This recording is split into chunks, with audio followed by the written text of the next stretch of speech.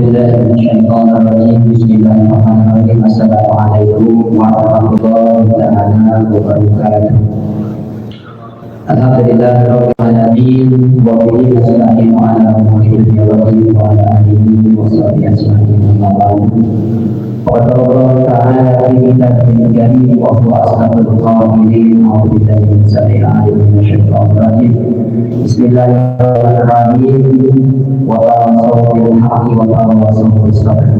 Ayat Al-Qadim wa Allah subhanahu wa ta'ala syahid masyaallah walhamdulillah.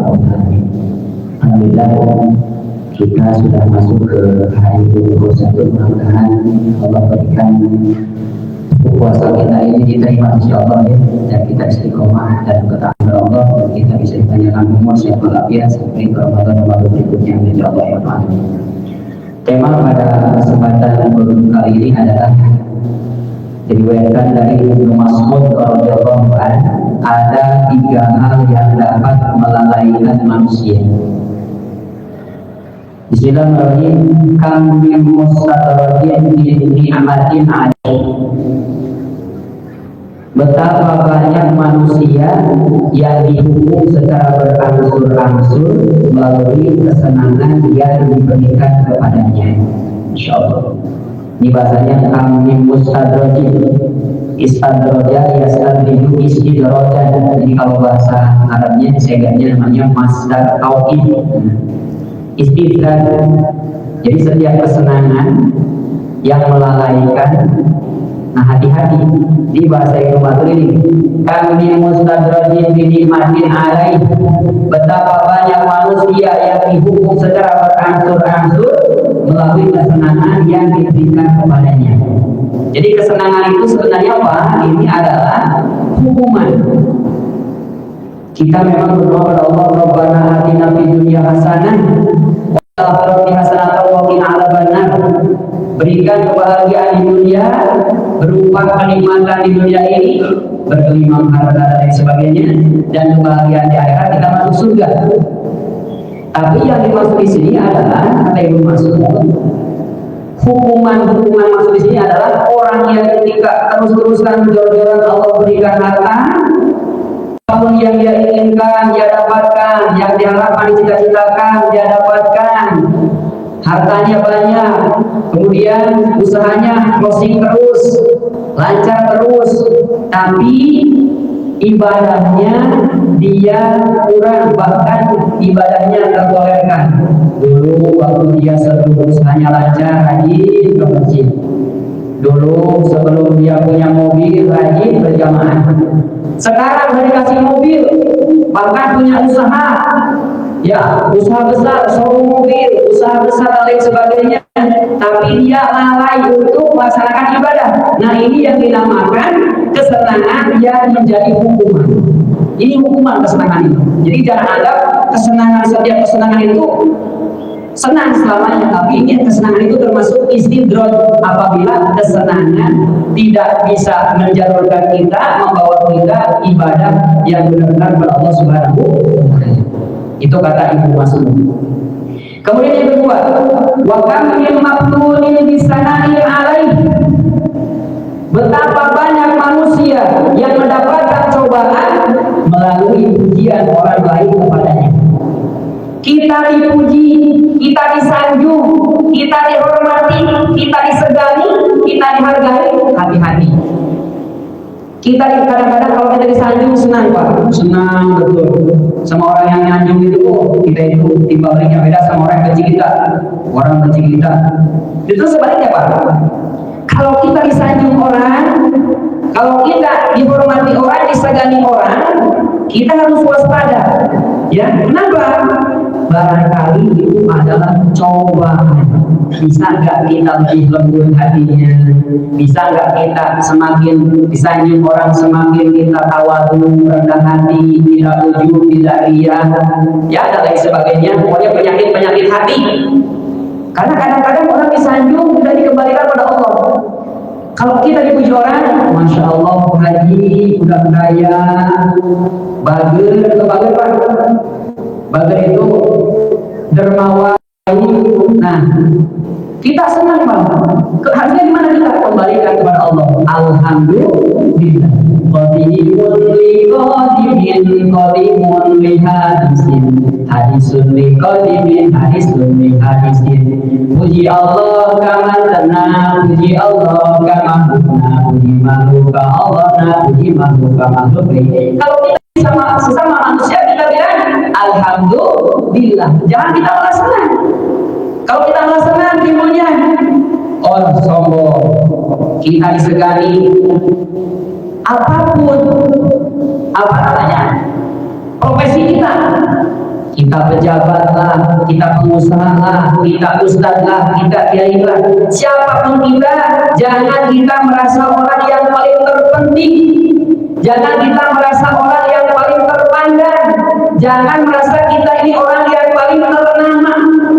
Kalau orang paling sananya timbullah dalam hatinya dia kesombongan. Tapi kita tidak bisa membaca hati seseorang. Cuma kata Ibnu Mas'ud, kita harus sadar betul kalau ada seseorang memuji kita, kita harus gimana? Kembalikan kepada Allah. Alhamdulillah, segala puji bagi. Kalau tidak seperti itu, maka kita akan celaka. Kelihatannya kita di sini disanjung, disegani, tapi di akhirat dia akan dosa. Alhamdulillah, itu yang kedua.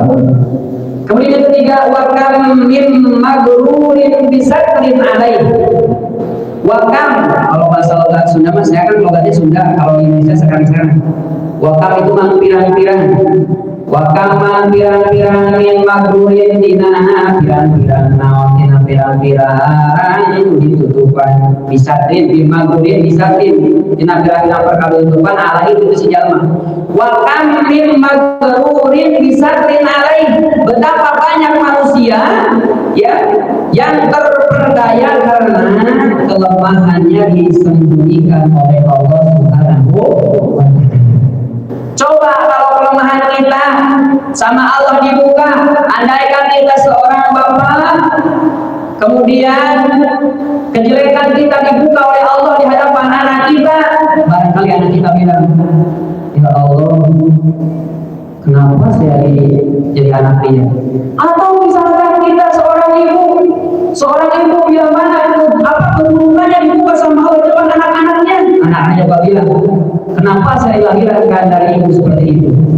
Dan sebaliknya apabila anak-anak kita dibuka aibnya sama Allah depan orang tuanya menyesal saya melahirkan kamu. Dan seterusnya, seorang ustaz apabila dibuka aibnya sama Allah di depan jamaah, depan umatnya nggak akan jamaah barangkali ngapain kita tidak Rasul itu terus. Jadi ketika Allah Subhanahu wa Ta'ala membuka aib kita, coba apa yang terjadi? Nah ini kata Ibnu Mas'ud, dengan adanya surat seperti ini, wa kam min maghrurin bisatrin alaih, adalah betapa banyak manusia yang terperdaya karena kelemahannya ditutupi oleh Allah Subhanahu wa Ta'ala. Dalam artian ketika semua kelemahan kita Allah tutupi, jangan terus-menerus terperdaya kita membuat keburukan. Allah tutupi ini kok korupsi segini apa dari Allah sama Allah dan lain sebagainya. Nah itu tidak boleh, karena barangkali suatu saat akan Allah buka. Kalau kita terus-terusan nanti dibuka sama Allah. Nah, makanya ketika Allah tutup, kita harus sadar, ya Allah, betapa rahman rahimnya Allah, sayangnya Allah sama kita, sehingga aib kita tidak dibuka sama Allah. Coba kalau aib saya dibuka, saya ngomong di sini, kesalahan saya banyak, dosa saya banyak, Pak. Coba kalau Allah buka kesalahan saya, mungkin Bapak nggak mungkin dengar untuk saya. Karena setiap orang itu banyak, setiap orang itu yang salah. Karena kenapa?